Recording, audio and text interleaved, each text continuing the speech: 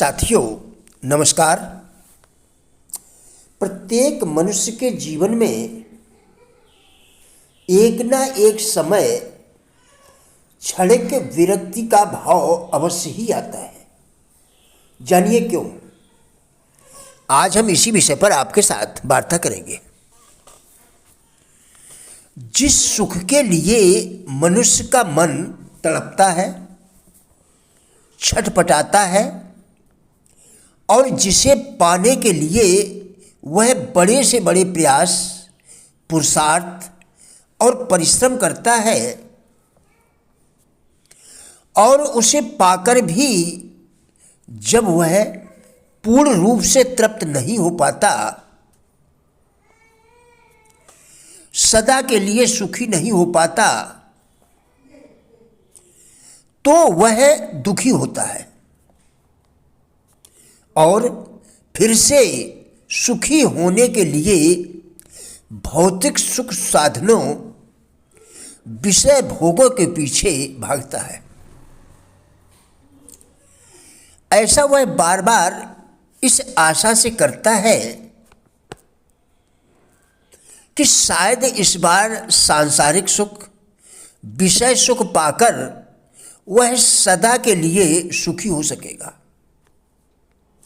तृप्त हो सकेगा। पर उसकी इंद्रियां क्षणिक सुख पाकर फिर से अतृप्त हो जाती है। इससे सांसारिक सुख की, इंद्रिय जन्य सुख की निस्सारता, क्षणभंगुरता और अपूर्णता उसके सम्मुख आती है।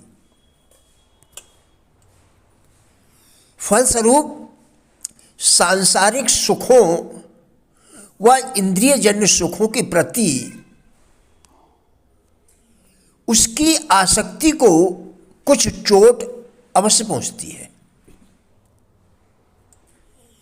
उसके मन में क्षणिक वैराग्य का उदय तो अवश्य होता है। विषयों के प्रति उसके मन में क्षणिक विरक्ति तो अवश्य ही उत्पन्न होती है। वह क्षणिक विरक्ति हर एक व्यक्ति के जीवन में एक ना एक समय अवश्य उत्पन्न होती है। पर दुख की बात तो यह है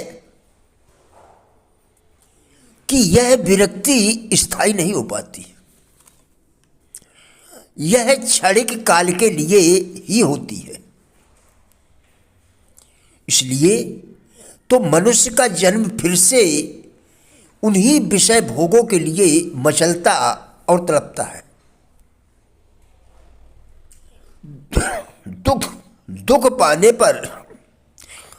दुख पाने पर मनुष्य दुखी अवश्य होता है,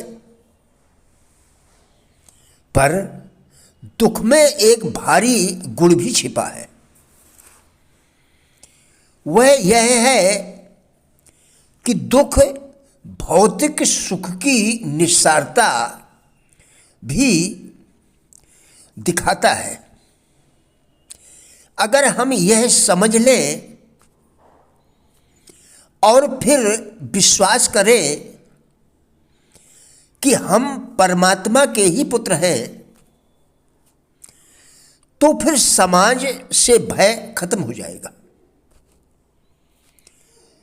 और खुद की बुरी आदतों से भय होगा। दृढ़ता की कमी के लक्षण क्या होते हैं, आइए जानते हैं। नंबर 1, व्यक्ति वास्तव में क्या चाहता है, पहचानने और स्पष्ट रूप से परिभाषित करने में असफलता। नंबर 2, विलंब, कारण के साथ या बिना कारण, आमतौर पर अन्यत्र उपस्थिति और बहाने। नंबर 3, विशेष ज्ञान प्राप्त करने में रुचि का अभाव। नंबर 4, अनिर्णय सीधे सीधे मुद्दों का सामना करने के बजाय सभी अवसरों पर दूसरों पर दायित्व डालने की आदत। इसके अलावा अन्यत्र उपस्थिति द्वारा समर्थित।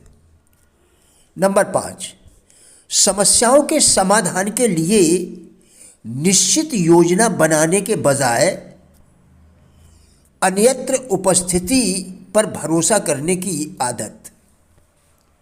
नंबर 6, आत्मसंतुष्टि इस बीमारी का बहुत कम इलाज है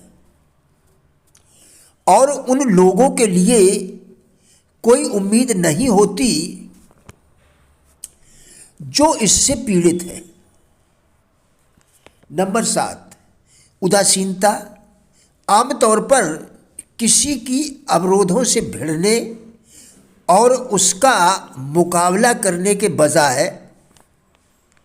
सभी अवसरों पर समझौता करने की तत्परता होना। नंबर 8, एक की गलतियों के लिए दूसरों को दोष देने और प्रतिकूल परिस्थितियों को अपरिहार्य होने के रूप में स्वीकार करने की आदत।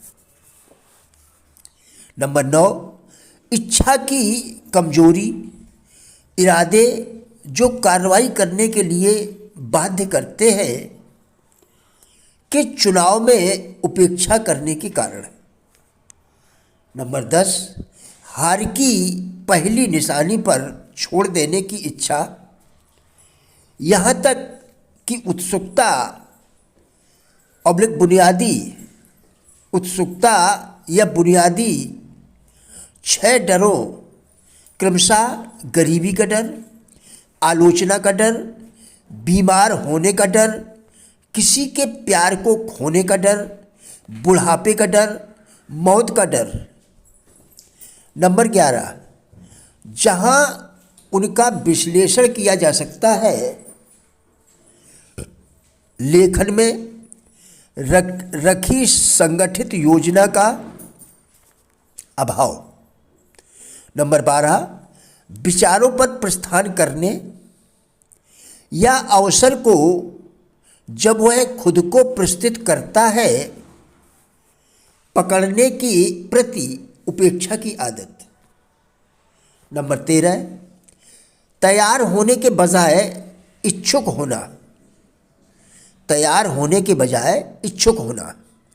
नंबर 14, संपत्ति को लक्ष्य बनाने के बजाय गरीबी के साथ समझौता करने की आदत। बनने की, करने की और मालिक होने की सामान्य महत्वाकांक्षा का अभाव।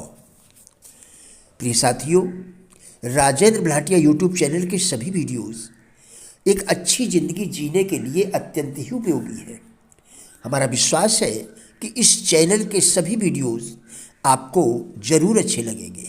कृपया चैनल को सब्सक्राइब करें, जिससे इसी प्रकार के और भी वीडियोस आप लगातार देखकर अपने विचारों में परिवर्तन कर सकें, क्योंकि विचारों के परिवर्तन से ही जीवन में परिवर्तन संभव है। वीडियोस को लाइक एवं शेयर करके कृपया हमारे फेसबुक पेज गुड लाइफ को भी फॉलो करें, जिसका लिंक वीडियो के डिस्क्रिप्शन में दिया गया है। कृपया हमारा भी उत्साह बढ़ाएं। धन्यवाद।